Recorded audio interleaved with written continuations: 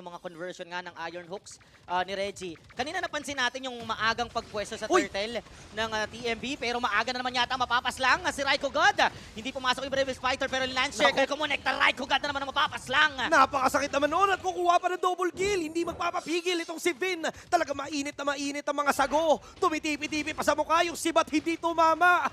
Talaga magpe-pressure pa sila sa mid lane. Napakagandang hook coming in from Reggie. Wow! May sibat pero may sipat. Pala dito si Reggie, kuhang-kuha niya. Doon ang umaamba na si Salem.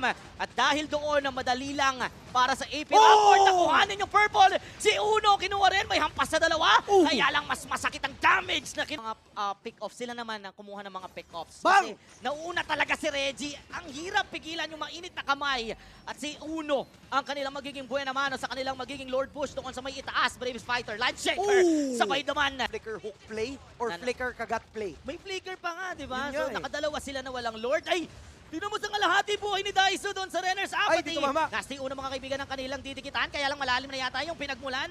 Doon dito nila Matt. Tataas sila dito sa jump bomba. Coming in from west. And that is gonna be a double kill. Make that a triple. Coming in from Ben.